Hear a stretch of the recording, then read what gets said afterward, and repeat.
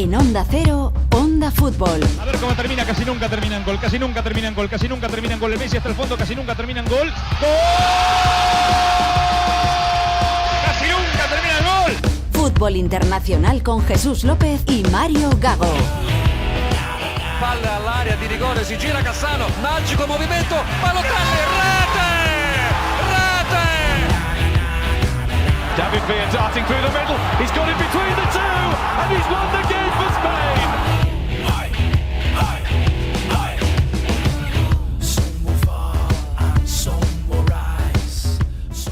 Hola, bienvenidos a Onda Fútbol, episodio 12 de la temporada 10, metidos en diciembre. Estamos a punto de ver o disfrutar la última jornada de Champions de este año 2025. Jesús López, ¿cómo estás?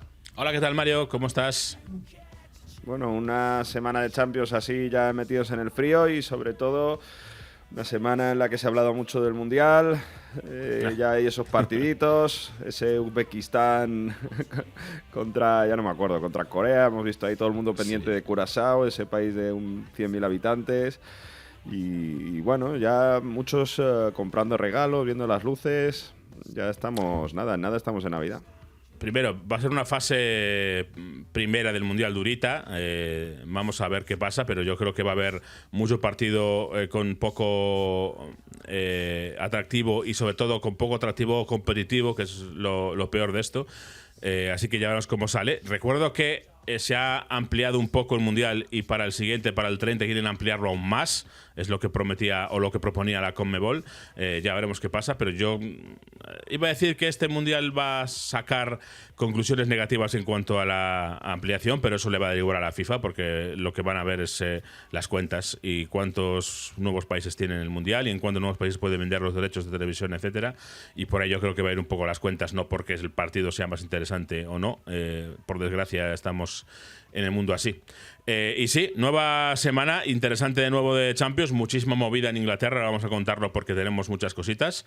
Y Mario, tú te has ido a Napoli, nada menos. Sí. El Napoli ha jugado un partido importante contra la Juve esta semana y sabes lo que significa jugar sur contra norte. Ese partido, es que qué curioso es el fútbol, ¿eh? Yo creo que en Italia solo pasa esto. Antonio Conte, líder de la Juve, que recupera a la Juventus en su momento del séptimo puesto, lo hace ganar 3 Scudetto, pone las bases para que luego Allegri gane, todo esto, ídolo absoluto también como jugador con la Juventus, va al Napoli a ganar la Liga y se vuelve ídolo del Napoli. Y en la Juventus está un tipo que tiene un tatuaje del Napoli porque ha hecho ganar la Liga al Napoli 33 años más tarde. Estas cosas de ídolos cruzados es tremenda. Bueno, estuvimos ahí en ese Napoli-Juve viviendo ese partidazo. Y por eso hoy, antes de saludar al compañero y referente Miguel Venegas, os traigo una canción napolitana de un ídolo aquí que estuvo a punto de ganar Sanremo porque la gente le votó en masa. Esto ya lo comentamos en el pasado, que la gente de Napoli, pues eso, mandó SMS a todo trapo, incluso con 50 móviles. Aún así el voto del jurado no le permitió ganar y se trata de Joliet. Y esta canción suena mucho por toda la ciudad de Nápoli y por supuesto en el Maradona. Joliet en Onda Fútbol. De Napoli pizza no nos traes, pero música sí, ¿no? Venga, pizza fritta. Mi cut, poi mettono per spalta, piglia acqua e vinto come ha fatto presidente. Con Victor Osimhen, sotto mini geler, perché sta fa silenzio. A girignuto tre stadi, in due tempo che rigno un bicchiere d'acqua. La gente non mi chiama geler, mi chiama perché se lo vado avanti. Ho visto chi ne pallottola, che quando faccio rap sciaccio sangue per bocca. La cosa bella non è che la casa vega capri, me da capri, casa vera casa mia e mi è costata un tutto se sa. Sono asciuto in prima pagina con il giornale, ma ne criticato perché caccio con private. E poi quando ne piglia sei ghizzata, l'inquinamento a livello mondiale. E sono asciuto a Sanremo, vincendo nonostante ci penso per 29 e 30. Con la mano con Miguel Venegas, ¿qué tal? Muy buenas. Hola, ¿qué tal? Muy buenas, ¿cómo estáis? Bueno, tenemos varias cosas este fin de semana, pero yo creo que lo más llamativo de todo es lo de Mohamed Salah, ¿no? Una vez más suplente en el Liverpool. Resultados están más o menos mejorando, bueno, así, pero es muy llamativo lo que está pasando en el Liverpool. Sí, lo primero yo creo que los resultados no han mejorado. Bueno, un poquito. Pero hay que recordar que con Salah en las primeras jornadas creo que fueron 7 victorias consecutivas. Con lo Sí, cual, bueno, a ver, pero desde entonces sí, pero eran muchas derrotas. Es decir, que Salah no estaba jugando bien sí, y pero el equipo no estaba bien con Salah. Es decir, hay que no estaba bien con reconocer. Salah. Pero mal, sin Salah. O sea, quiero decir que Salah yo creo que no era el problema. Y bueno, es un poco lo que ha dicho él, ¿no? Ahora Eh, escuchamos, sí. No, sí. Es parte del problema porque el equipo está mal. Yo no sé cuál es el problema, la verdad. Y creo que Slot tampoco sabe cuál es el problema, da la sensación, ¿no? El tema es que el Liverpool sigue en una crisis de la que no sale, que tiene, creo que, mucho más que ver con la eficacia que con la forma de juego. Y Salah es evidente que no está bien, pero yo vuelvo a insistir en lo que hablábamos, lo que llevamos hablando un mes prácticamente. Yo creo que el Liverpool necesita a Salah. Yo creo que este Liverpool sin Salah no puede competir para lo que tiene que competir, creo, ¿eh? Y el problema es que Salah no está bien, lógicamente, pero el Liverpool creo que tiene que hacer esfuerzos, no sé cuáles y no sé qué tiene que hacer para recuperarlo. Porque Pero- sin Salah, ¿quién va a ser el que marque la diferencia? Isaac no va a ser, Ekitike va a ser, Szoboszlai. Me parece que el Liverpool no llega. Si renuncia a Florian Salah, Wirtz. el Liverpool no llega. Que para eso se han gastado ciento y pico kilos. No, pero Sí, no. a ver, lo que pasa es que necesita a Salah, no a este Salah, no al que llevamos viendo desde marzo. Ese es el problema. Y segundo, vamos a ver si le dura mucho Salah, porque vamos a escuchar lo que dijo ayer después del partido. Se mete, lo hizo el año pasado una vez solo, acuérdate, una zona mixta que apareció cuando todo el mundo se quedó patidifuso de que hubiera ido Salah a zona mixta y se hubiera parado para decir que no le habían renovado, que no le querían. Y esta vez utiliza la misma estrategia, vuelve a aparecer en zona mixta después de 3 partidos en los que ha sido suplente. En este partido suplente sin entrar desde el banquillo. Y yo creo que merece la pena escuchar porque dice mucho, ¿eh? When you say you couldn't believe it, what couldn't you believe? I'm sitting on the bench for 90 minutes. I think that's the third time I'm in the bench. I think it's my first time in my career, but I'm very disappointed. I'm very, very disappointed, to be fair. I have done so much for this club. Everybody can see that during the years, and especially last season. Sitting on the bench, I don't know why.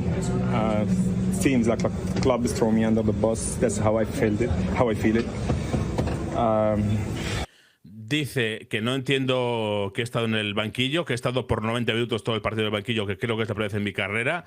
No entiendo por qué, después de todo hecho por este club, y creo que el club me está tirando a los leones. I think it's very clear that someone wants me to get all the blame.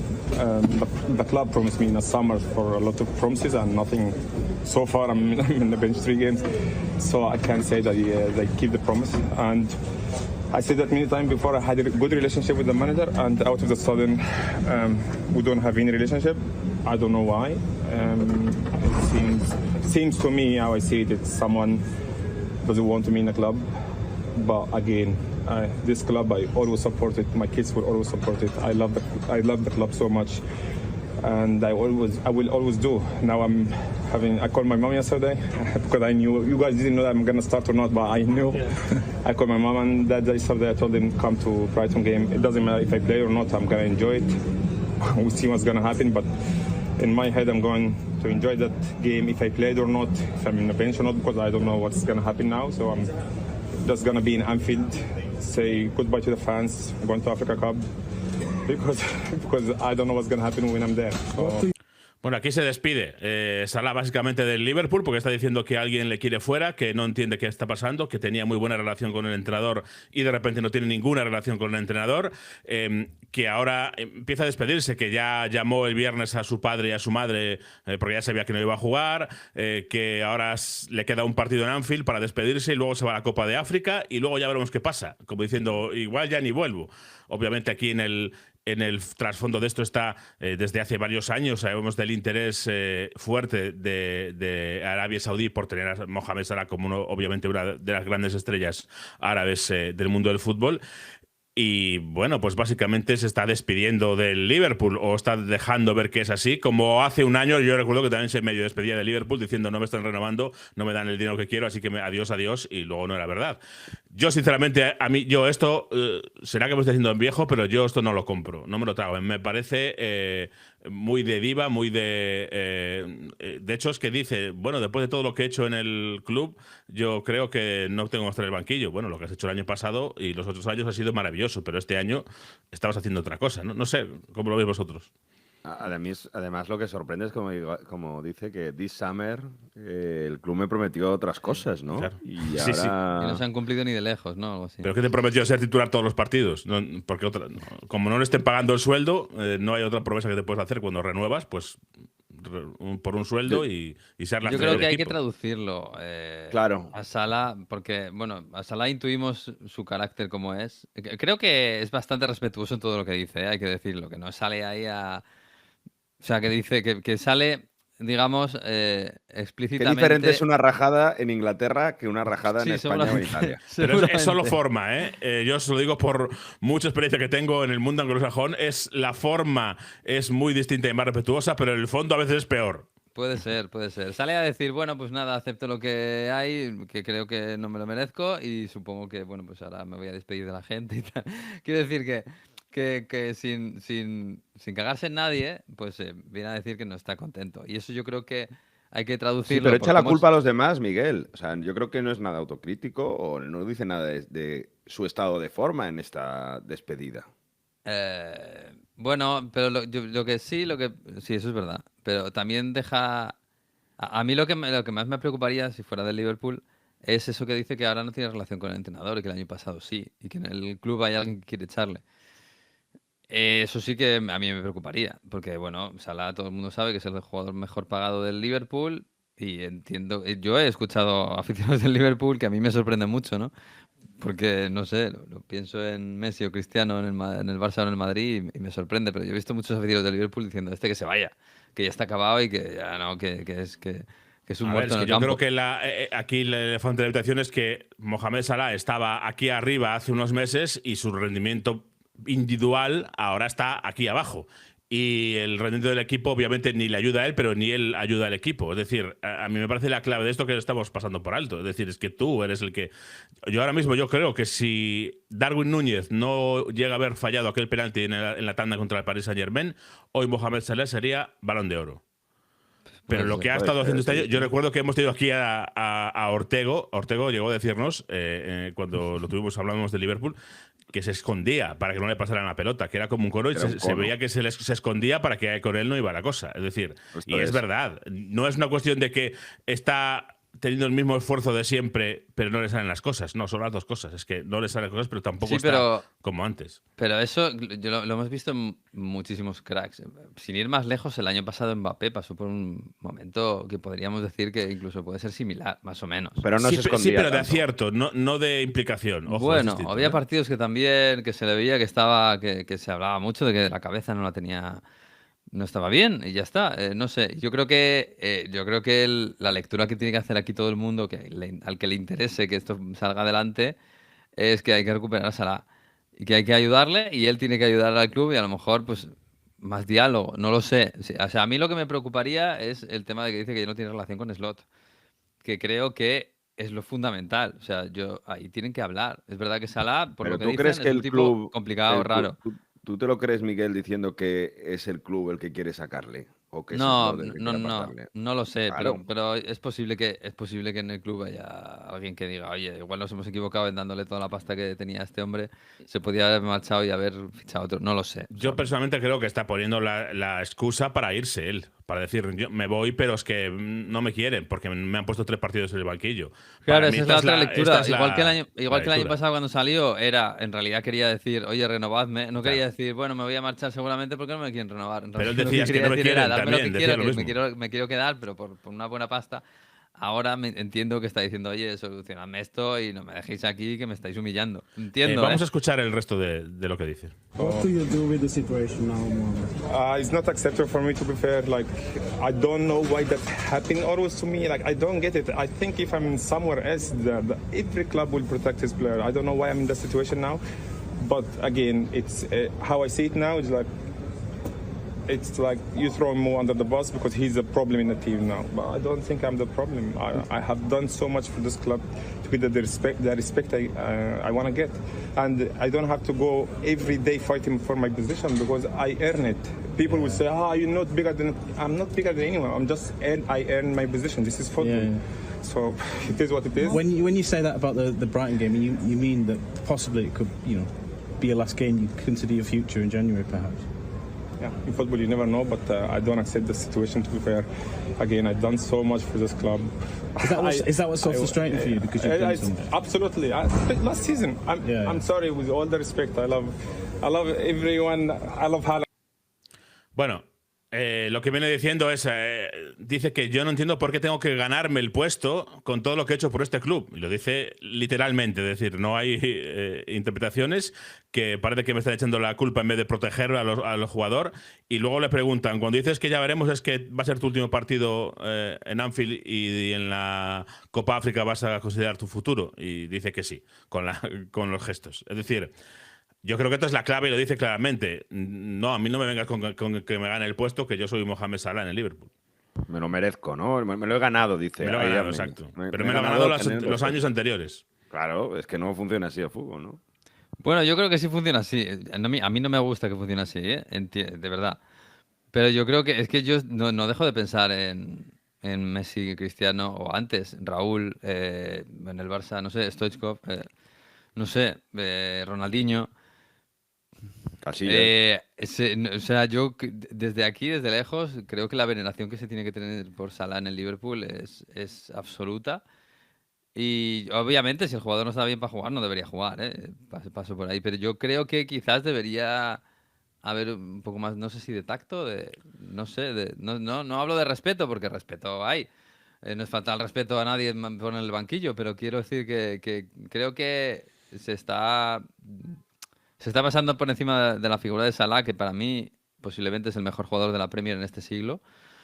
De una forma un poco, pues no sé, un poco superficial, no sé, como si fuera un jugador más. Pero yo creo que es él el que lo está haciendo, ¿no? No es él el que está haciendo eso, porque, bueno, dejarle fuera del campo cuando no está tan bien, no me parece, no es... ¿No? ¿Tú te imaginas ya no hablo de Messi y Cristiano, que puedes decir, bueno, con la cantidad de títulos que han ganado, si los mejores, de no sé, bueno, Ronaldinho, Raúl, ¿os imagináis a alguno de estos tres días seguidos en el banquillo que no hubieran rajado? ¿Seguidos? ¿Y el último sin jugar ni un minuto? Pues tal cual, hubiesen rajado igual, sí. Y pero... más, y en España habría mucha gente diciendo que Raúl o Ronaldinho, con lo que han sido, con lo que son, que hay que... No, bueno, pasó con la selección española y no iban, ¿eh? Raúl, acuérdate, con la selección española que no lo llevaban, no lo llevaban. Un cirio tremendo que Luis Aragonés acabó repitiendo. No, y además es que dices, es verdad, que la única solución aquí es que Salah vuelva a jugar. Bien. No, ni siquiera eso. Yo creo que tienen que hablar Salah y Slot y buscar una fórmula para recuperar a Salah, porque yo creo que el Liverpool necesita a Salah y Salah necesita volver al nivel que tenía hace unos meses, que es que no es que sea un jugador acabado, creo. Pero también lo hemos hablado hace mucho. Cosa, pongámonos en la piel del director deportivo del Liverpool, que tiene esta situación encima de la mesa. Salah cumple este verano 34 y tiene un contrato con un salario absolutamente desorbitado, gigantesco. Y tienes a los árabes llamando a la puerta. Ya, entonces hablamos de ¿Qué dinero, es lo mejor para Liverpool?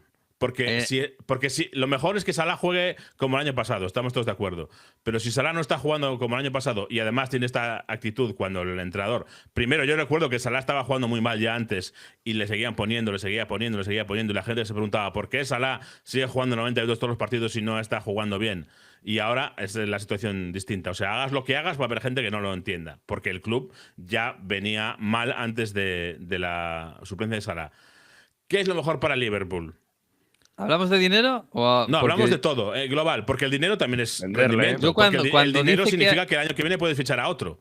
Yo creo que cuando Salah dice que cree que hay alguien en el club que quiere que se marche, que quiere que no esté, está pensando en la oferta que tiene él, o sea, en su posibilidad de irse, y también está pensando a Saudi Arabia. En que y también está pensando, creo, en que en el Liverpool no quieren, no les gusta que cobre lo que está cobrando y sigan a plantilla con 33 años, creo.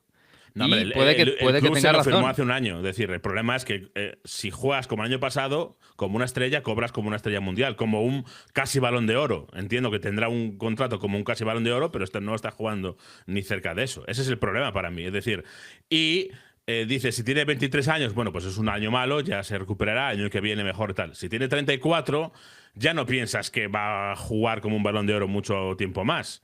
Y se te acaba la posibilidad de venderlo. Y repito, ya no es cuestión de dinero o contra fútbol, porque el dinero significa que si te lo ahorras ahora y lo vendes y te ahorras esto, pues para enero o para el año que viene puedes fichar a otra estrella. A otro Isaac. Esperemos que uno que salga mejor. Otro Florian Wirtz. Otro Wirtz, claro. Otro Salah, otro Van Dijk. Yo creo que los castillos en el aire no siempre salen bien. Y creo que el Liverpool necesita a Salah imperiosamente. Y cuanto más pueda alargar la carrera en top de Salah, mejor. Porque no sabemos cómo van a salir Isaac y Wirtz o el que traigan, creo. Y además ya no está Klopp para tomar decisiones. La suerte para el Liverpool es que parece que algún equipo de Arabia Saudí siempre va a estar ahí esperando para Salah. Ya sea en enero, que ya sea a final de temporada, ¿no? Que es lo más lógico. Pero en fin. Bueno, esto sobre el Liverpool que juega contra el Inter esta semana y Mohamed Salah. Vamos a ver qué recorrido tiene. En nada empieza la AFCON, la Copa de África. Ya para cerrar, Miguel, quiero un comento tuyo sobre qué te ha parecido...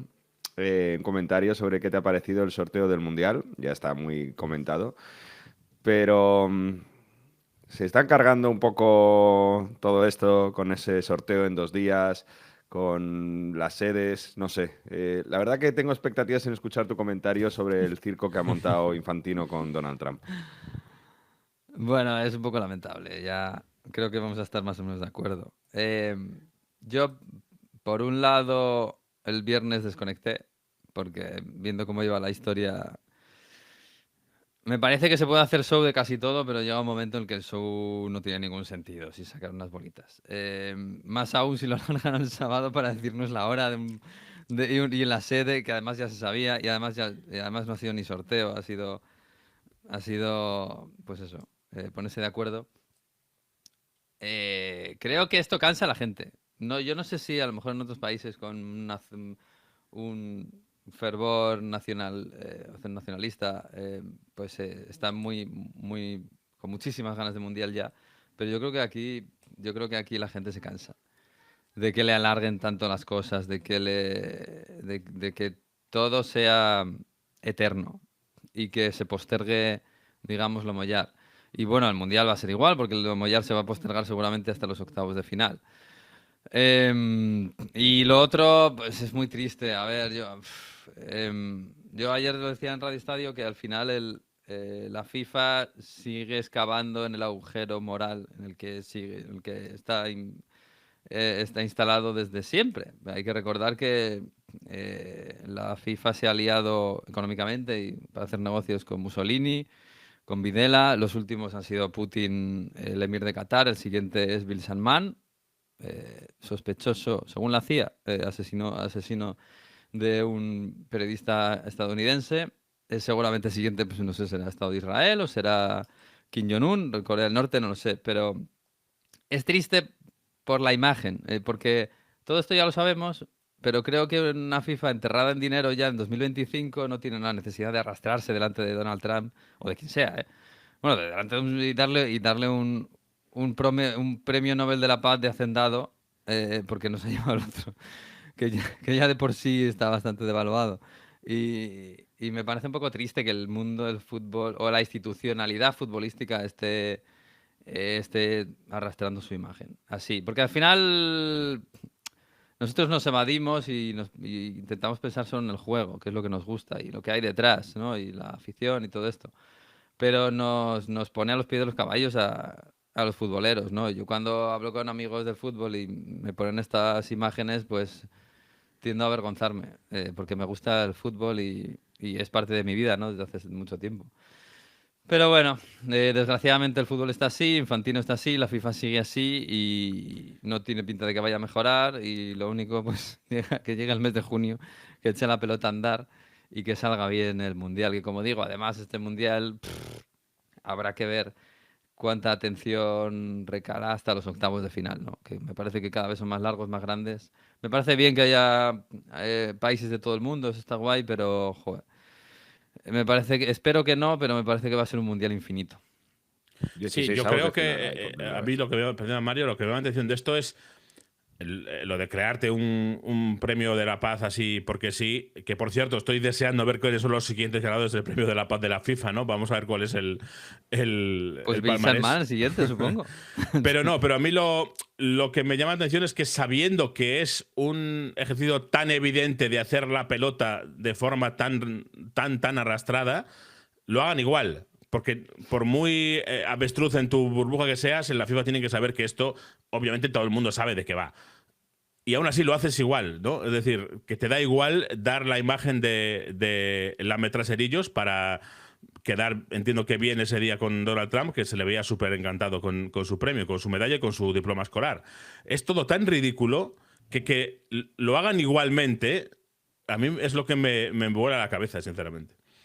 Sí, la verdad que yo creo que es el sentir general. Si os metéis en las redes sociales el viernes o los grupos de WhatsApp de amigos, es eso, ¿no? Lo que queda del sorteo es esa imagen de ridículo. Y no, decía que por primera vez vamos a tener, si todavía alguno no se ha enterado, el Mundial va a ser fase de grupos con prácticamente todos los días 4 partidos por día. Los últimos 3 días va a haber 6 partidos por día, con horarios en España de medianoche hacia adelante, al menos 2 partidos. Y luego va a haber 16avos de final para luego octavos, cuartos, semifinales y final. Por eso decía esto, Miguel, que se alarga. En fin. Claro, y sobre todo, perdona, Mario, lo más importante de todo para mí es que son 12 grupos y pasan los 8 mejores terceros, lo cual le quita todo el drama a la clasificación. Y yo recuerdo que en Qatar, porque esto viene del Mundial de Qatar, durante el Mundial estaba pensado de otra forma distinta. Había otros tipos de grupos para este Mundial.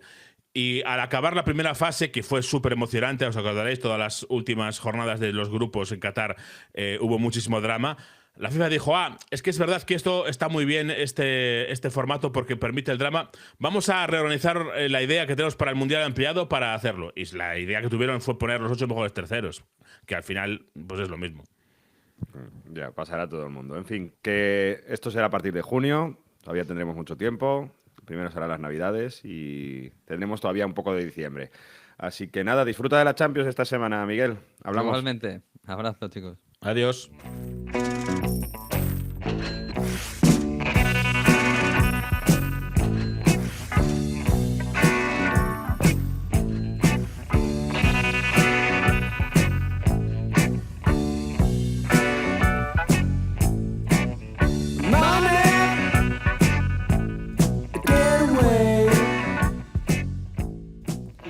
En este Onda Fútbol queremos centrarnos en cómo se reparten los derechos televisivos en las grandes ligas, porque hay esa gran diferencia. Venimos hablando en los últimos programas, Jesús, que claro, la Premier League es la liga, se sabe, que genera más dinero por retransmisiones deportivas, por derechos televisivos, pero también cómo se reparte, que se reparte de una forma muy diferente a otras grandes ligas. Vamos a diseccionar, comparado con España, con Italia, un poco de dónde generan las grandes ligas el dinero, ¿no? Sí, yo creo que podemos tener una charla muy interesante con el director de dosplaybook.com, que es Marc Menchen. Marc, ¿qué tal? Bienvenido. Hola, ¿qué tal? Muchas gracias por invitarnos. Bueno, pues tenemos que avanzar en los derechos de televisión en este tema tan difícil a veces para los aficionados, y yo creo que empezamos con una imagen general. Dominio, obviamente, de la Premier League, que han hecho también en Inglaterra, Marc, para que tengan una ventaja tan grande. Yo creo que al final aquí hay 2 componentes. El primero es que hay que entender que ellos van desde 1992 vendiendo de forma centralizada los derechos audiovisuales. Pensemos que aquí en España, por ejemplo, ese hito no llega hasta el 2015. Y luego también hay un componente de cómo se reparten los derechos audiovisuales. Al final, si entendemos que el fútbol, el gran valor de una competición es la incertidumbre, ¿no? El saber quién va a ganar o no una competición, eso exige que haya un balance competitivo importante entre los clubes, y eso el modelo de Premier lo incentiva, porque al final su modelo establece que entre el que más cobra y el que menos la diferencia no puede ser mayor de 1,3 veces. Es decir, que si un club cobra 100, el que más cobra no puede cobrar más de 130 millones. Eso al final lo que hace es igualar bastante a todos los clubes en la principal partida de ingresos que tiene cada uno, con esa idea de fomentar la competencia, de que haya mucha incertidumbre siempre, por lo tanto que la gente quiera pagar por tener la suscripción a esa competición, pero al final nunca sabes qué es lo que va a suceder, y si tú al final nunca sabes si tu club tiene opciones o no de ganar un título, pero sabes que hay una opción remota de que pueda pasar, pues al final hay mucha más gente que se acaba enganchando. Y ellos, claro, llevan como 2 décadas de ventaja a todo el resto de competiciones europeas, más allá de cuestiones internas como que Reino Unido es un mercado que a nivel de población es grande y que a nivel de penetración de la televisión de pago también es muy relevante. Sí, decías 1,3 como máximo en el ratio de entre el primero y el último. En España está en el 3,5 más o menos, ¿no? Exacto. El Real Decreto de Venta Centralizada de la Liga establecía que ese tope debía ser de 3,5 veces y está bien. Eso al final, lo que pasa es que también establece que Barça y Madrid nunca pueden perder ingresos respecto a lo que cobraban antes de la comercialización conjunta. Eso es verdad que ya prácticamente ni se da, porque ya el simple hecho de cómo han crecido el valor de los derechos audiovisuales de la Liga ya permite que eso no pase, pero es verdad que continúa siendo una brecha muy relevante que al final dificulta, sobre todo en la parte media, que suban a competir en la parte alta, y es una mejora, aunque es verdad que en las ligas de Alemania, por ejemplo, está en 1,7 veces, Italia está en 2,4 veces y Francia es verdad que está en 4,3. Por lo tanto, podríamos decir que España todavía tendría un poco de margen de mejora en reducir ese gap. Ha sacado algo que es muy curioso, Mar, porque yo creo que casi nadie lo sabe, y es que en el reparto de España hay una norma que dice que el Madrid y el Barcelona no pueden bajar de 140 millones, que es más o menos lo que tenían, porque claro, dice... no pueden bajar de lo que había antes de empezar este sistema, pero lo que había antes estaba increíblemente desproporcionado a favor de los dos grandes. 140 millones más el IPC de 10 años. Es decir, que si el Barça o el Madrid hacen un mal año y quedan quintos, van a seguir siendo segundos en ingresos y van a cobrar mucho más que el tercero, el cuarto y el quinto que hayan quedado por encima de ellos. Es increíble esto. Sí, exacto. Al final es un poco blindar su posición. Fue un poco uno de los peajes que había que pagar para que en 2015 se pudiera ir hacia la comercialización conjunta de los derechos de televisión, y ya que en cierto modo también es poner en valor los dos clubes que hoy te mueven un poco la aguja de las suscripciones, sobre todo a nivel internacional, que son los que te mueven un poco el valor de los derechos. Pero es verdad que solo reduciendo un poco ese gap, al final es lo que la Premier ha hecho muy bien. Al final ellos tienen un concepto que es el Big Six, ¿no? Que son 6 equipos, al final son los 6 grandes de Inglaterra, al final son los que saben que tienen opciones siempre de optar al título, los grandes títulos. Aquí en España es verdad que sabes que bueno, todo está repartido entre Barça, Madrid, quizás Atlético, algún año la Copa se la lleva por sorpresa algún otro club, pero es más difícil ver una incertidumbre mayor sobre quién va a ganar el título. Y si hablamos ya de Francia, pues eso se lleva al extremo con el PSG, que al final tú descuentas las jornadas hasta que va a ser proclamado campeón. En Inglaterra, Marc, llama la atención también mucho como los recién ascendidos tienen mucho poder económico. Hemos visto el año que subió el Nottingham Forest, que ha hecho fichajes increíbles. Este año el Sunderland fichando a un jugador del Leverkusen como Granit Xhaka, algo que es impensable en España también. O sea, no es que haya solo gran diferencia entre Madrid, Barça y el resto, sino entre los recién ascendidos también y la clase media alta, ¿no? Bueno, al final sobre todo es por la diferencia del valor de los derechos audiovisuales de cada competición. Al final pensemos que en Inglaterra cada club de media puede estar recibiendo unos 160 millones de euros por televisión, que prácticamente triplica la media de un equipo español, de un equipo alemán, de un equipo italiano. Al final un recién ascendido de la Premier sabe que va a tener más del doble en ingresos por televisión que un club de la Liga o un club de la Bundesliga. Por lo tanto, te da un poder de negociación respecto al resto de Europa muy, muy grande. Por lo tanto, eres pequeño o recién ascendido en tu competición doméstica, pero de cara a competir en el mercado internacional de fichajes, digamos que tienes una posición de fuerza muy relevante, y eso te permite optar a talento muy relevante que en cierto modo te hace bastante competitivo en tu liga doméstica. Sí, y bueno, estábamos viendo datos de que, por ejemplo, el colista de la Premier anda en 125 millones de euros más o menos, que es más que el tercero en España, por poner un ejemplo, o en Italia, o en cualquier sitio. Con lo cual, ahí se juntan dos cosas, ¿no? Primero, el tema de que el montante total es mayor y que luego el reparto también es muy distinto. De hecho, Marc, hemos leído en su playbook que hay movimientos en Italia para intentar reabrir este melón, que siempre es complicado poner a todo el mundo de acuerdo y tratar de cambiar un poco el reparto.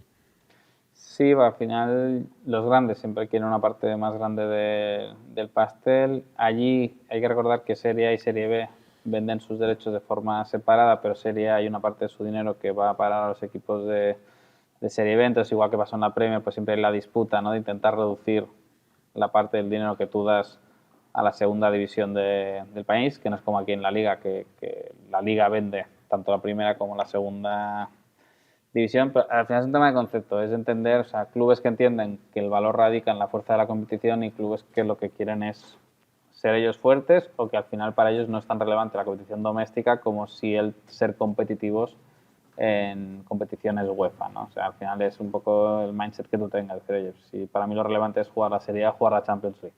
Entonces, claro, tú al final siempre vas a intentar rascar más del paquete de derechos nacionales para que tú, cuando vas a internacional, oye, pues poder competir con un equipo inglés o con un equipo español que por televisión generan mucho más de lo que tú obtienes. Es verdad que la Serie A ha perdido en nivel competitivo, sobre todo a la hora de venta de derechos, bueno, también porque no gana un equipo italiano la Champions desde 2010, que fue el Inter en aquel año del triplete. Pero en Italia están teniendo problemas también para generar, no sé, un paquete atractivo televisivo fuera del país, ¿no? De vender sus derechos más allá del tema competitivo, por cómo lo venden o cómo crees que está en una posición de resistencia, pero también, no sé si porque no saben muy bien dónde van, ¿no? Dan un poco bandazos, esa da la sensación desde fuera. Y vosotros que cada vez a las ligas europeas les cuesta más ser relevantes en los mercados internacionales. O sea, la Liga, por ejemplo, tuvo la suerte de la rivalidad Messi-Cristiano, Barça-Madrid, que al final le alimentó mucho el valor de los derechos a nivel internacional. Pues si os fijáis, cada vez a las ligas europeas les cuesta mucho tener su slot o su presencia en otros mercados, ¿no? Aquí en España, por ejemplo, tenemos a DAZN, que ha ido comprando pues Bundesliga, Serie A, Premier League, pero eso antes eran derechos que estaban en Movistar Plus. Hoy la Bundesliga ha anunciado que lanzaba un canal en abierto en Reino Unido, o sea, un canal FAST de estos en televisión inteligente con Samsung, para poder tener una ventana de televisión adicional en Reino Unido, que es un mercado donde ya optó por algunos derechos darlos en canales de YouTube con streamers relevantes del país. Incluso la Liga creo que da un partido por jornada en Reino Unido con el canal de Gary Lineker. Al final yo creo que asumir que las ligas europeas han perdido mucha relevancia fuera de sus mercados domésticos y pueden tener mucha visibilidad en Estados Unidos, en Asia o en algunos países de Latinoamérica, pero en Europa, donde ya todos nosotros tenemos nuestras ligas nacionales, es muy difícil que si no tienes un equipo campeón o una rivalidad fuerte o una competición fuerte, tú puedas ser relevante. Fijaros, Liga Francesa en España no tiene quien lo imita. Es verdad que yo, hablando hace unos meses con alguien que está en el mercado de compra-venta de derechos, me hacían una reflexión, que es que una forma que tienen las ligas para crecer al futuro es la llegada de las nuevas plataformas, Amazon, Apple. Amazon, hemos visto algún partido, en el anterior contrato tenía partidos del Boxing Day, de esas jornadas navideñas. Apple ahora ha entrado en la Fórmula 1, por ejemplo, en Estados Unidos. Netflix quiere entrar, pero claro, la forma de crecer es mantener lo que ya tienes y dar entrada a esa nueva plataforma como a una tercera, cuarta opción. Claro, tú en Inglaterra una tercera, cuarta opción de cada jornada sería un día el City, otro día el Liverpool, otro día el Chelsea, otro día el Tottenham, y eso tiene un valor porque toda la liga ha elevado como tal. Pero en España, Inglaterra, Francia, claro, no es lo mismo valor que pueda tener una cuarta elección en España o en Italia, porque lamentablemente la clase media en España e Italia se ha desplomado mucho. Entonces al final cuesta mucho y haces asumir, oye, que a lo mejor no vas a facturar en un país donde antes facturabas X millones, pero garantizándote una ventana de visibilidad, al menos sigues estando en la conversación de los aficionados y de cara a los patrocinadores que están en las equipaciones y demás, pues el garantizarles que en Reino Unido se sigue viendo la camiseta de tal equipo con el logo de tal patrocinador, pues de cara a los informes de retorno siempre siempre ayuda. Al final es intentar ver, oye, pues si antes la liga en Reino Unido eran 20 millones lo que cobraba de Sky y ahora son 5 lo que obtiene, pues oye, es otros 15 de qué modo los puedes ganar con visibilidad. También entendiendo que al final ha cambiado mucho el consumo, que al final ahora ya muchas ligas ya no las vemos tanto los partidos enteros, sino que con ver los resúmenes nos conformamos y ahí también vemos cosas. Que al final también creo que hemos cambiado mucho la manera de consumir aquellas competiciones que no son las relevantes para nosotros como aficionados. Yo para mí la última, Marc, volviendo un poco también a la Liga Española y a ese control económico que creo que está en boca de todo el mundo, me gustaría que, claro, al final es la única gran liga que tiene este control económico. Es verdad que ha evitado que haya equipos en quiebra en primera división, pero a nivel internacional, si crees que esto se puede exportar, si crees que está siendo un éxito y bueno, si le ves que puede tener continuidad. Yo creo que el sistema de liga, yo creo que ninguna competición lo va a adoptar. Los alemanes, porque ya se lo autoimponen y entienden que no hace falta reglas para entender que no hay que perder dinero. O sea, pues es mentalidad germánica y entienden que no hay que perder dinero para hacer las cosas bien. Y luego yo creo que italianos, franceses e ingleses, realmente la nueva regulación de UEFA, que ya llevamos 5 años con ella, pero que era un proceso transitorio de implantación, yo creo que va a ayudar mucho a controlar el gasto de las competiciones. Aún así, es obvio que al final los ingleses siempre van a poder comprar lo que quieran en el resto de Europa, pero porque son una competición más rica por el mercado doméstico y por la cantidad de años que llevan vendiéndose internacionalmente y entendiendo que el fútbol es una industria económica. O sea, al final aquí la liga siempre le va a quedar la de continuar generando talento y sobre todo el intentar que haya más clubes que se metan en lizas. Igual que en los últimos 10 años se ha metido el Atlético de Madrid, en cierto modo, a competir, pues intentar que haya un cuarto o un quinto club que puedan meterse también ahí, que con toda esa oleada de nuevos estadios y demás puede suceder, aunque es verdad que Barça y Madrid están a una distancia sideral y que no es solo por el reparto visual, sino también es verdad, pues son dos de las grandes marcas de la industria del fútbol que llevan muchas décadas haciéndolo bien y es muy difícil que ahí les puedas pisar terreno.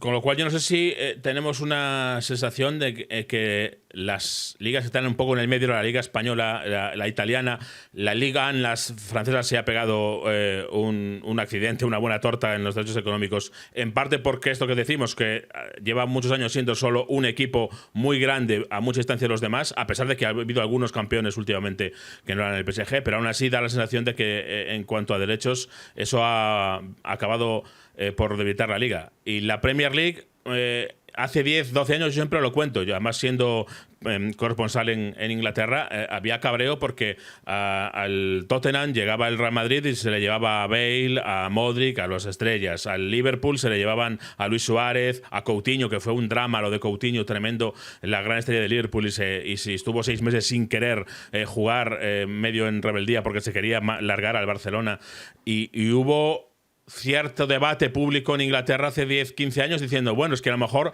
tenemos que darle más dinero a los grandes para que no vengan los grandes de otro país a llevarnos a las estrellas y a debilitar la liga. Pero mantuvieron la misma tradición que tenían de ese reparto y lo que han hecho es elevar la liga tanto que los pequeños tienen mucho dinero, pero los grandes también, aún repartiendo, tienen mucho dinero y más que los españoles ahora, porque han sido capaces de elevar la liga entera. Es decir, que es muy complicado. Parece que el modelo antiguo es elevar a los grandes y ahora el modelo que está triunfando es elevar a todos y que todos en conjunto asciendan. Pero debes entender que es poco lo que hacen Estados Unidos, que al final es entender que cuanto más igualado esté en presupuesto la competición, al final más atractiva es para el aficionado, porque nunca sabes qué va a pasar o es un poco más incierto qué es lo que puede suceder, ¿no? Un poco lo que pasa en la segunda división en España, ¿no? Que al final 3 partidos buenos estás muy arriba, 3 partidos malos estás muy abajo, y yo creo que al final eso es lo que genera tensión y atención por parte del aficionado. Pero luego hay un tema económico que es asumir que a la Premier nunca la vas a desbancar y que a la Liga lo que le queda es ser la segunda competición más relevante de clubes a nivel nacional del mundo, que es su competencia con Bundesliga. Es decir, oye, ¿quién tiene más poder en conjunto respecto al resto? Por aparte tienes la Champions League, que es otro concepto, pero que al final también absorbe mucho presupuesto y mucha capacidad de atención. Bueno, pues Marc, te agradecemos mucho este ratito para ir viendo un poco por dónde pueden ir los tiros. Vamos a seguir muy atentos a Two Playbook y a este asunto, porque desde luego que puede marcar de forma muy importante en los próximos años. Perfecto, muchas gracias por contar con nosotros. Un abrazo. Gracias, Marc. Continuamos en Onda Fútbol.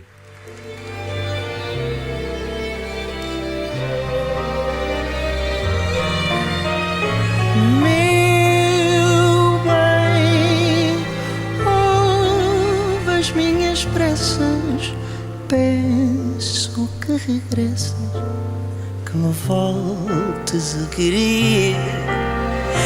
Eu sei que não se ama sozinho, talvez devagarinho possas voltar a aprender.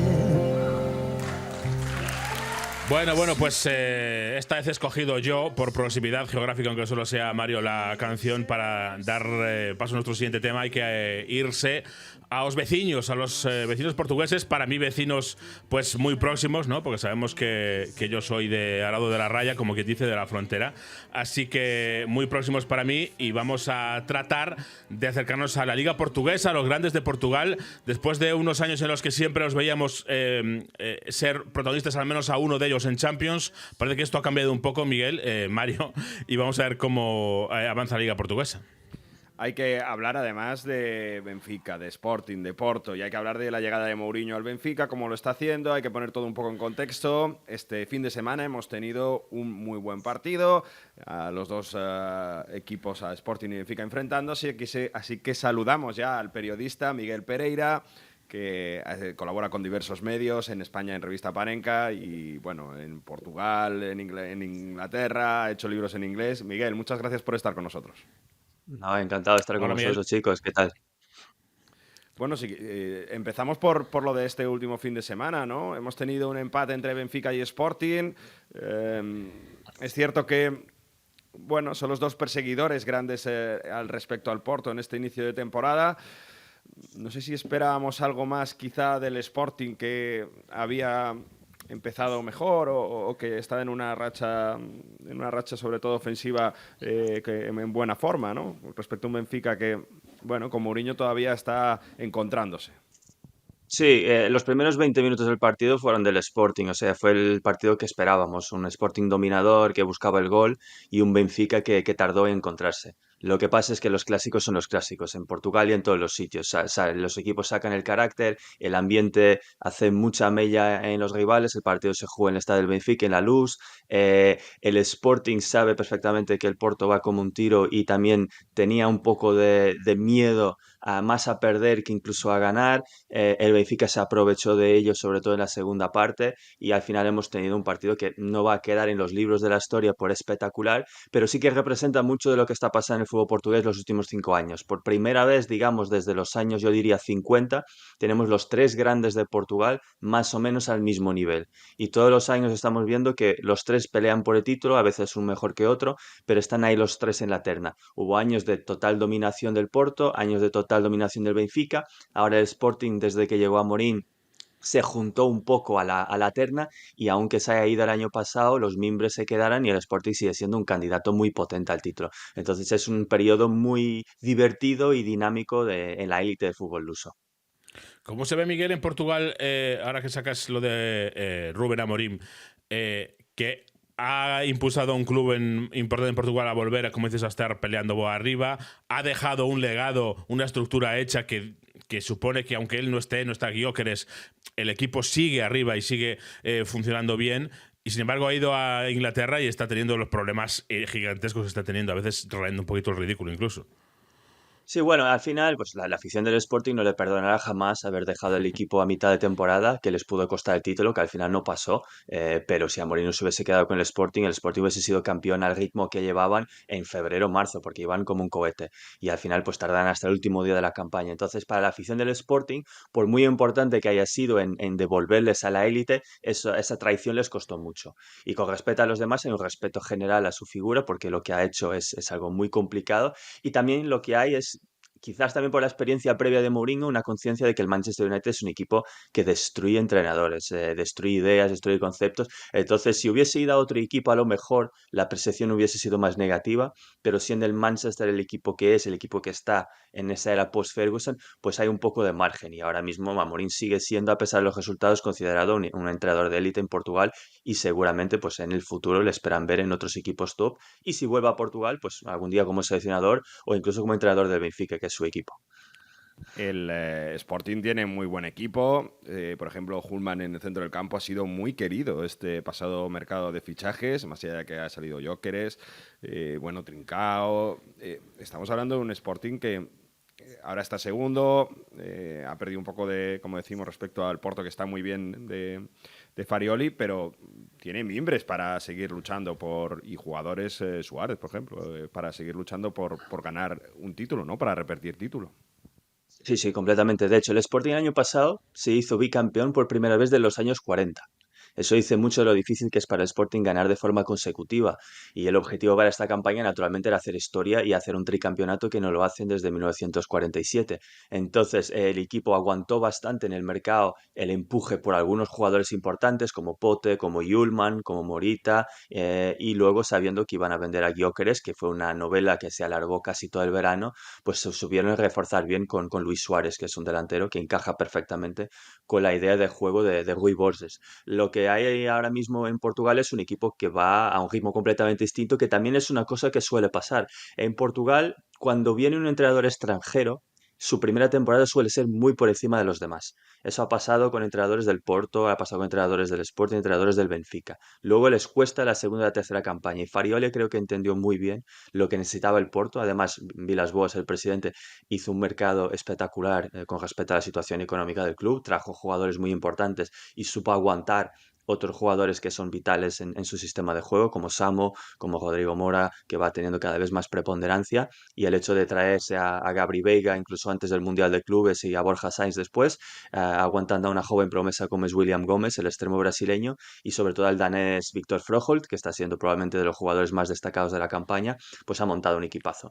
Y es un equipo a lo mejor muy corto en términos de opciones de banquillo, pero como no está jugando Champions Porto, le da ese margen la Europa League de poder cambiar jugadores entre semana y mantenerse en lo más alto. Y si luego terminan esta jornada con 5 puntos por delante del perseguidor más directo, pues ese es un colchón importante en lo que es la Liga Portuguesa, porque los grandes no suelen perder muchos puntos a lo largo del año. Oye, Miguel, ¿y cómo está siendo la aportación de Mourinho? Ya no solo en lo futbolístico, que vemos que es un equipo, por supuesto, competitivo y rocoso, como era de esperar, pero en el ambiente de la liga, pues sabemos que Mourinho siempre es un agitador en este sentido, más allá del campo. ¿Cómo está sentando esta llegada después de tantísimos años de Mourinho a la liga portuguesa?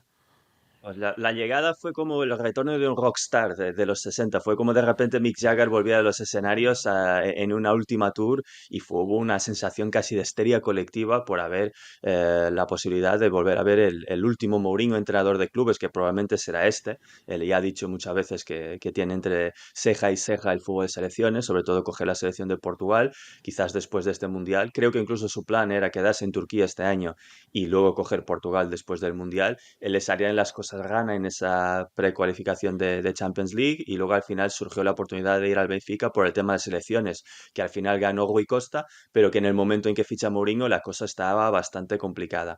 Y traerse a Mourinho pues fue un golpe de efecto muy importante y aunque futbolísticamente, como dices, el equipo no despunta, no es un equipo atractivo y eso que tiene algunos jugadores que pueden ofrecer quizás más de lo que están, pues es trademark Mourinho de los últimos años, sobre todo un equipo que concede muy poco, que no te va a dar espectáculo, pero que va a sumar puntos y por eso el Benfica sigue en la lucha por la Liga, cosa que no parecía que iba a pasar hace 2 meses. Pero es cierto que en Europa, Miguel, este Benfica, más allá de ganar el otro día al Ajax, no está compitiendo. Le hemos visto caer clamorosamente contra Newcastle, perdiendo por la mínima contra el Leverkusen, no competir contra el Chelsea. No sé si se esperaba un poco más que Mourinho diese, más allá de ese estilo de juego, pero que diese más competitividad a un Benfica que no tiene para nada una plantilla, no sé, para perder 3-0 contra el Newcastle, ¿no? Bueno, depende un poco de la perspectiva. La mejor afición sí, pero al mismo tiempo estamos hablando de un José Mourinho que llevaba 5 años sin competir en Champions League. Es un entrenador que por mucho que sea de los más importantes de la historia del fútbol, que lo es seguramente, ya no es un entrenador de élite, ya es un entrenador que ya ha demostrado en los últimos años, tanto en Turquía como en la Goma, que pues sus planteamientos ya no encajan con lo que son las dinámicas de fútbol de élite que vemos en la Champions cada semana. Entonces, entre eso, que llega un equipo que estaba en una situación casi de presión emocional y lo de ganarse el vestuario es una cosa que Mourinho siempre da mucha importancia, incluso más a cómo juega el equipo, y siendo conscientes además de que este Benfica, por muchos jugadores talentosos que tenga, no está para llegar lejos en Champions, yo creo que Mourinho fue muy racional y decidió que lo que era importante era empezar a sumar puntos en Liga, reengancharse a la pelea por el título, más que, por ejemplo, llegar a unos playoffs de Champions o incluso a unos octavos de Champions y luego irse a casa. Él está mirando probablemente más lo que va a pasar en mayo de lo que va a pasar en febrero. Y en ese sentido tuvo mala suerte en algunos de los partidos que disputó, aunque el equipo no está jugando precisamente bien, y lo que va a querer es probablemente los últimos partidos que quedan dejar la mejor imagen posible, pero sobre todo enfocar toda su energía en seguir peleando la Liga. Y no está viendo, por lo que veo, demasiada polémica arbitral, este tipo de ruido alrededor. Por suerte lo estamos librando de momento en Portugal. Bueno, con Mourinho siempre hay la posibilidad de escuchar algo, aunque no hace falta Mourinho en el fútbol portugués para que haya líos, porque es una cosa que pasa todos los años con todos los equipos grandes. Al final es una mentalidad muy latina, muy desde el sur de Europa. Pero también pasa, la sensación que tengo con él es que como quiere ser seleccionador nacional y sabe que lo será tarde o temprano, tampoco puedes hostigar mucho a las aficiones rivales, porque esa gente es la que te va luego apoyar cuando sea seleccionador. Ya no es el Mourinho que necesita poner el mundo en guerra, es un Mourinho que está aquí casi ganando tiempo hasta el verano y por lo tanto quiere hacerlo pues lo mejor posible sin generar demasiados anticuerpos. Un Mourinho conciliador, Mario, esto es nuevo. No, mira, me está acordando, porque este fin de semana sobre todo, ha salido la historia de Turquía con las apuestas ilegales, con jugadores incluso de Fenerbahce, de Galatasaray implicados. Bueno, un escándalo tremendo. Han detenido a 35 personas, más de 1.000 investigados. Y esto Mourinho es una de las primeras personas que salió en rueda de prensa y lo dijo. Esto sí. Sonaba mucho escándalo. Bueno, ya está Mourinho haciendo, pero al final tenía razón, que había ahí algo escandaloso. Y es que es verdad que en Turquía han tenido que ir a árbitros de fuera de Turquía para arbitrar clásicos y demás porque no se fiaban. Pero bueno, en fin, algunos tenían cuentas en casas de apuestas, para que veáis. Pero volviendo al fútbol portugués, en el Porto tenemos 2 españoles, que yo creo que uno sobre todo tiene muy grande el foco, porque Samu Agüeoba o Samu Morodion, hay que saber si, está en esa progresión para... Uy, no sé si se me ha cortado, ¿me sigues escuchando? Sí, ahora te volviste, sí. Reinicia la pregunta. Volviendo al fútbol portugués, en el Porto tenemos 2 españoles, uno sobre todo donde está muy grande el foco, que es Samu Agüeoba, Samu Morodion. La gente pues siempre tiene la expectación de si lo está haciendo lo suficientemente bien para poder competir y entrar a la selección española, más con el Mundial a la vuelta de la esquina. Pero bueno, también te aprovecho y te pregunto por Borja Sainz, por Iván Fresneda en el Sporting también. Miguel, si nos puedes contar, que es un chico de Valladolid que se ha ganado la titularidad después de muchos partidos o la temporada pasada que no era titular.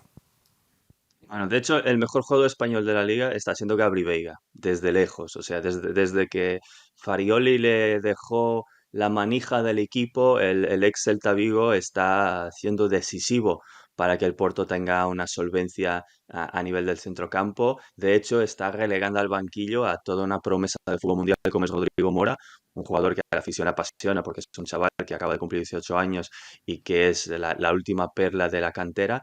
Y Gabri está haciendo un campeonato de altísimo nivel y su conexión con Samu es una de las buenas noticias de la temporada, porque efectivamente Samu es un delantero muy particular, con unas condiciones físicas absolutamente descomunales, que está aprendiendo con Farioli a empezar a jugar en equipo.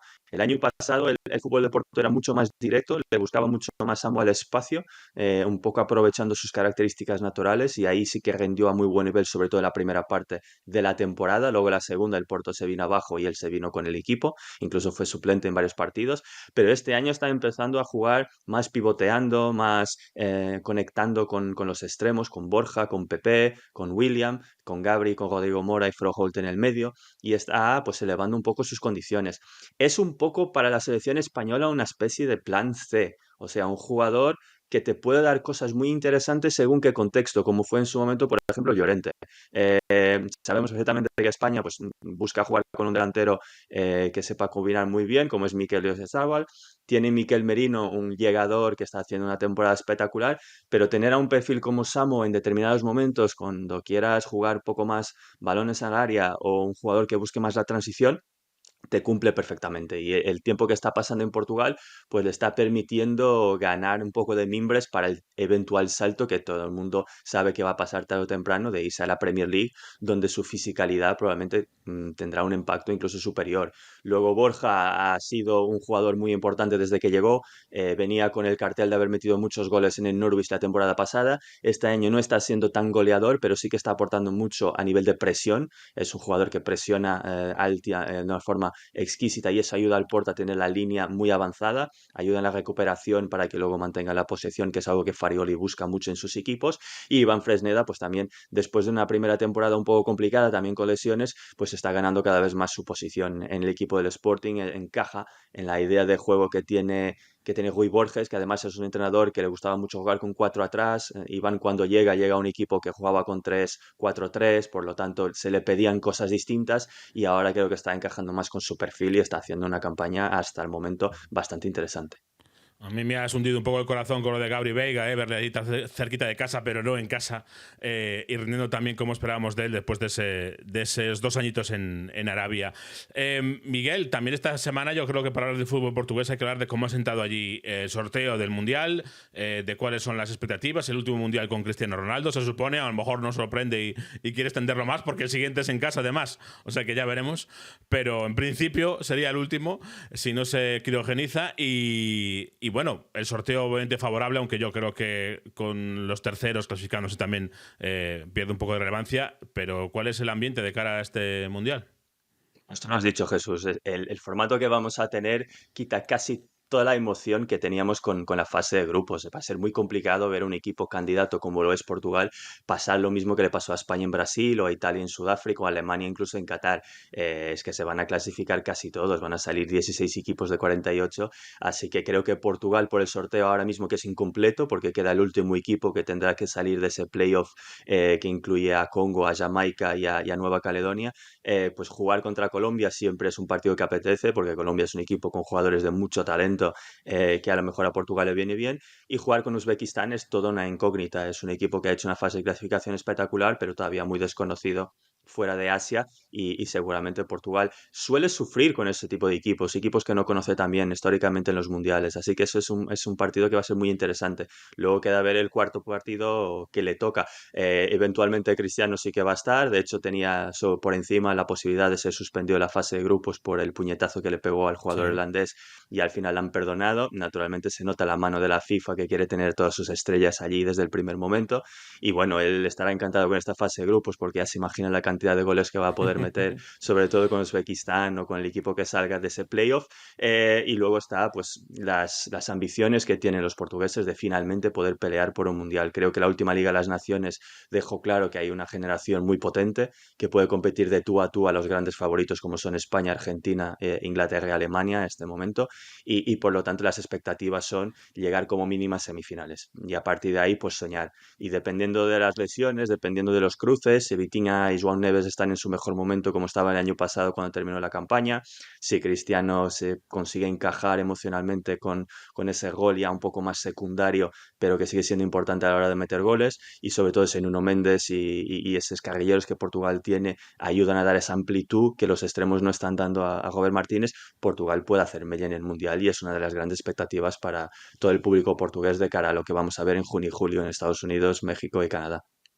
Un Cristiano Ronaldo buscando los 1000 goles, que es la el dato que siempre busca. Bueno, hay algunos ya que están, después del sorteo, ya están aventurando que en cuartos de final Portugal se enfrentaría a Argentina. Ya ha salido el sorteo, ya sabéis que ya ha hecho todo el mundo el bracket, pero bueno, queda todavía mucho para ese Mundial que empezará el próximo junio.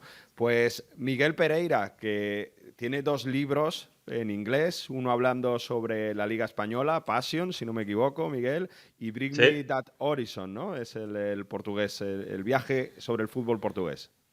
Sí, son 2 libros que han salido en Inglaterra los últimos 2 años, un poco un viaje por la historia y las identidades de ambos países. Yo que soy mitad portugués, casi mitad español ya, después de 2 décadas viviendo en España y siendo natural de Porto, de esa zona norte de Portugal, pues era un viaje casi emocional, aparte de histórico, contextual, deportivo, que quería hacer y luego a partir de ahí pues al estar en inglés pues llega mucho más gente a nivel global y mucha gente se ha quedado muy interesada por historias que cuento de fútbol español que no salen de España, porque al final el resto del mundo sigue viendo al fútbol español muy como Madrid, Barcelona, a veces Atleti, pues eventualmente el Sevilla o el Valencia en algún momento, y el libro pues cuenta historias de fútbol gallego, de fútbol andaluz, de fútbol valenciano, de fútbol de equipos que están ahora en primera, segunda ref.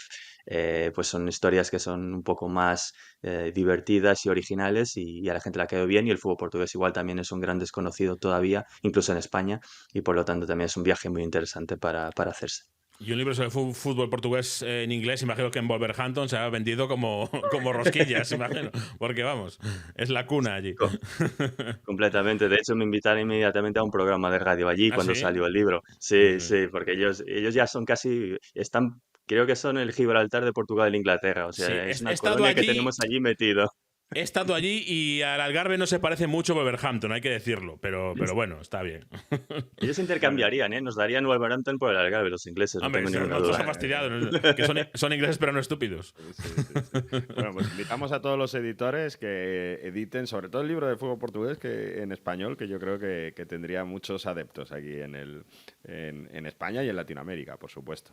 Así que, Miguel Pereira, muchas gracias por enseñarnos cositas del fútbol portugués en este Onda Fútbol. Te agradecemos un montón y nada, seguimos en todos los medios que estás, ya te digo, en Panenka, colaboras ahí en un montón de medios, así que te seguimos, Miguel, muchas gracias.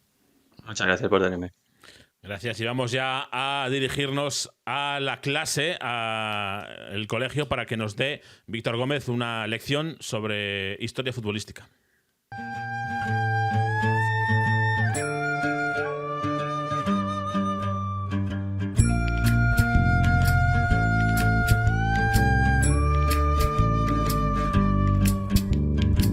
No me regalen más libros porque no los leo. Lo que he aprendido. Ahora que estamos en semanas del Trofeo del CAO, de la Copa, hay que recordar que hubo una época en la que el fútbol español convivía con improvisaciones, giras internacionales y trofeos que parecían tener voluntad propia. Entre las historias que han quedado medio sepultadas en los archivos polvorientos de los periódicos, destaca una que parece inventada. La Copa del Rey de 1927 acabó en manos de un equipo escocés, el Motherwell. Y esa historia, por improbable que parezca, incluye también a un invitado galés, el Swansea Town, hoy conocido como Swansea City. Para entender este episodio hay que viajar a la España de los años 20, cuando la Copa del Rey era el torneo más prestigioso del país, la liga profesional aún no existía y los campeones regionales se disputaban el honor supremo del fútbol nacional. En 1927, la final de la Copa enfrentó al Real Unión de Irún y al Arenas Club de Guecho, dos fuerzas del fútbol vasco. El Real Unión ganó 1-0 y consiguió un título más para su vitrina, aunque hubo un detalle desconcertante: no había copa. La federación había encargado un nuevo trofeo, pero la orfebrería madrileña no lo tuvo listo a tiempo. El campeón posó con la copa de la edición anterior, mientras que el verdadero trofeo de 1927, recién terminado, quedaba sin dueño y sin una función clara.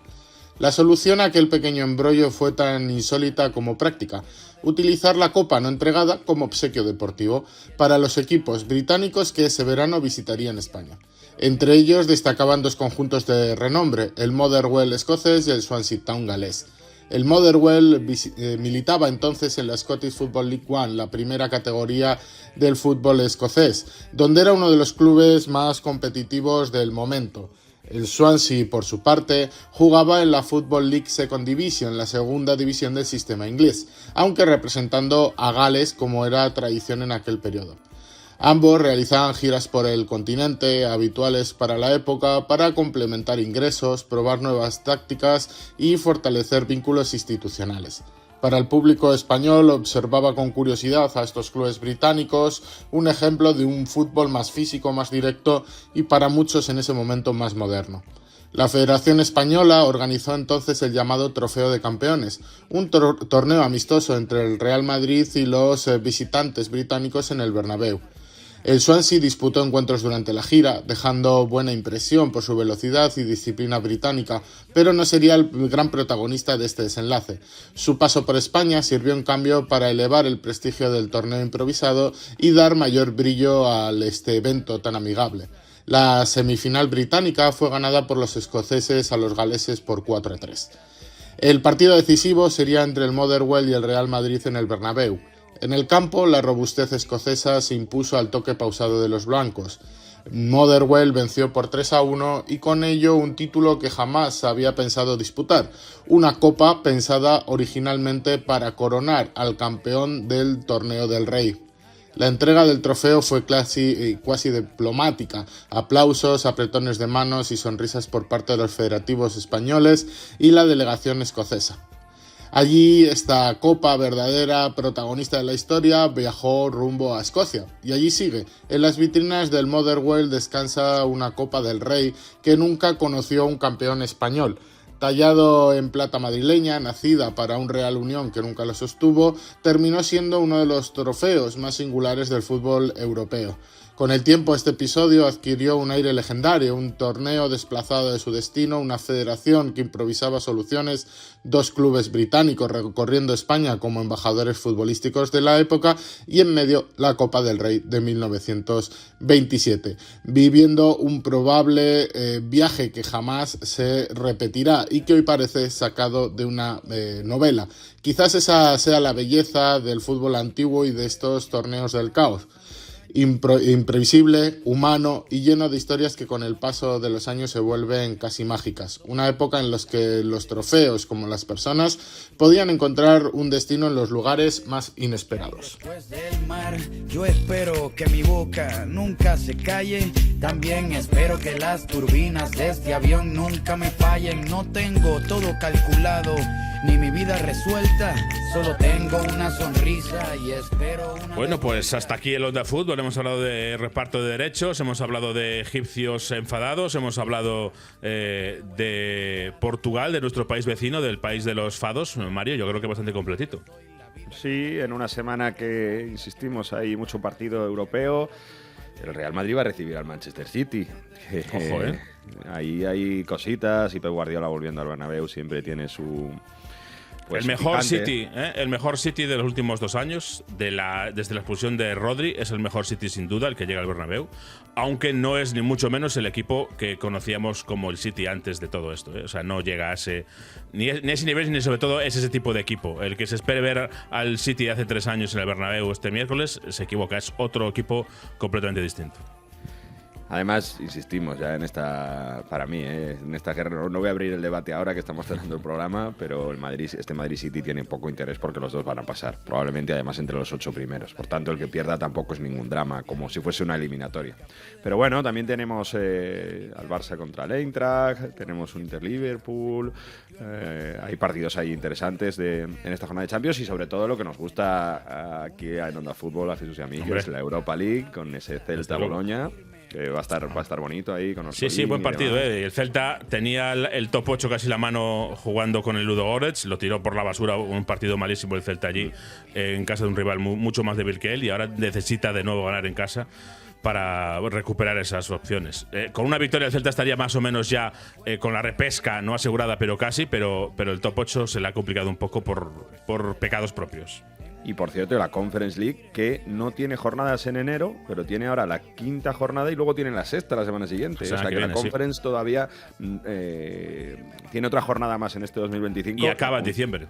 Eso es, acaba en diciembre, que ahora tiene al Samsunspor de Turquía líder, con el Celje de Eslovenia ahí también persiguiendo con 9 puntos, con el Drita de Kosovo que se metería entre los 8 primeros, y bueno, el Rayo a ver que si recupera, que la última jornada perdió contra el Slovan Bratislava. Insisto, fútbol para aprender de geopolítica los jueves, tenéis en todos los lados, ya hablaremos en Onda Fútbol de quién pasa, quién no pasa, y lo contaremos aquí como cada lunes, porque seguimos, ¿no? Todavía el siguiente lunes, este es 8 de diciembre, bueno, todavía nos quedan un par de lunes, ¿no? Nos quedan un par de ellos hasta Navidad, sí. Bueno, ya totalmente navideños, ¿eh? O sea que en la semana que viene, Mario, viene Ed Sheeran, ¿no? Con su villancico, ya lo sabes. Ostras, vale. No te pues nada. libres. Hay que ir preparándose ya completamente. Hay que comprar los regalos ya para que no nos pille el toro. Así que aprovechando esta semana de Champions seguro que algo cae.